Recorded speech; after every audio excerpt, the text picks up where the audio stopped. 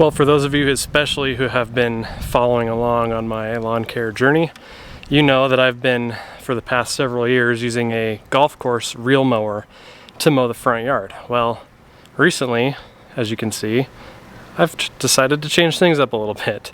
So I want to talk about why and how it's going, and maybe answer any questions that you might have. So with all that being said, here we go.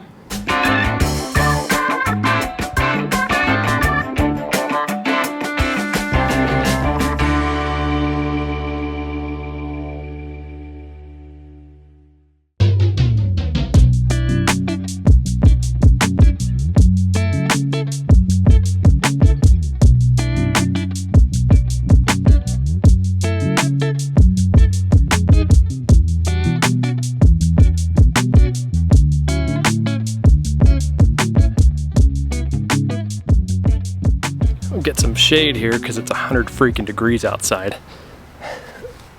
But to get started, I just want to go over what inspired and prompted or motivated me to mix things up like this and go back to more of a traditional lawnmower. So first thing I want to point out is for the last 4 years, I've been using Toro's Greensmaster 1600 golf course reel mower on my front yard, and I love that thing. I still have it.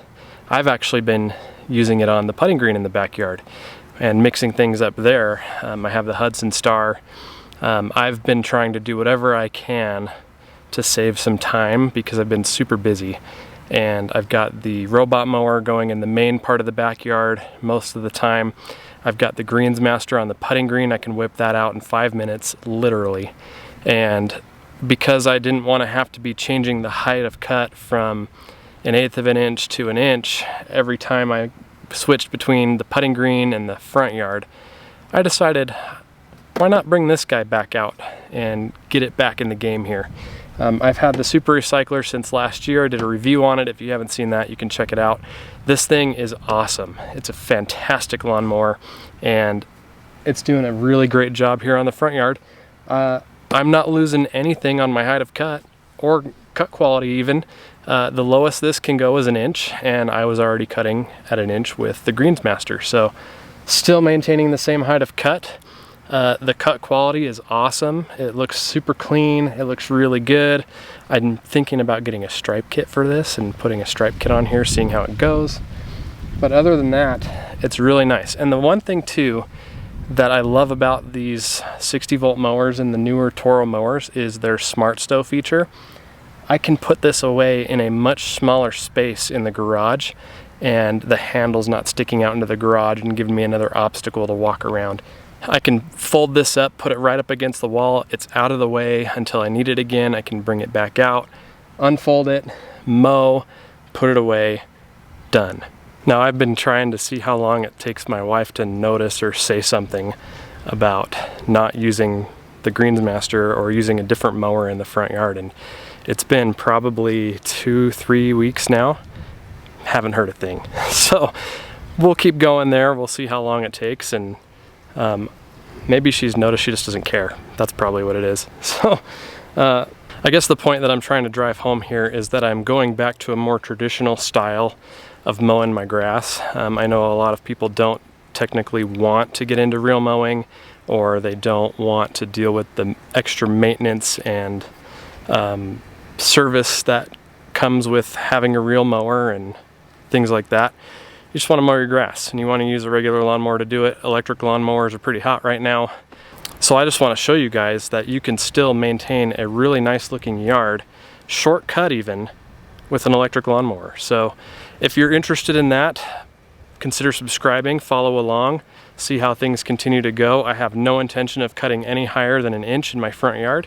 So this is what we're going to be at for a while. I'm loving it. I think it's awesome. I'm having a great time. I'm actually at a point now where everything except mowing the putting green is battery operated. So we're getting a lot deeper into the battery ecosystem and battery powered tools, and trying to see what the future holds in that category. So really looking forward to continuing to share my thoughts around that with you. If you have any questions at all, please feel free to meet me down in the comment section. Happy to have a conversation with you there. Again, if you're not already subscribed to the channel, please consider subscribing. Thank you so much for watching. I appreciate you guys, really, honestly. I have to just point out that we recently passed 25,000 subscribers on the channel, and I just thank you. So cool to have such a nice audience that's interested in what I'm doing here, and I love being able to share my progress and my reviews and tips and tricks and everything with you. So again, thank you so much for following along. It's been an awesome journey so far, and I have no intention of slowing down or stopping, so can't wait to share more with you. I'll see you soon. Thanks again for watching. See ya.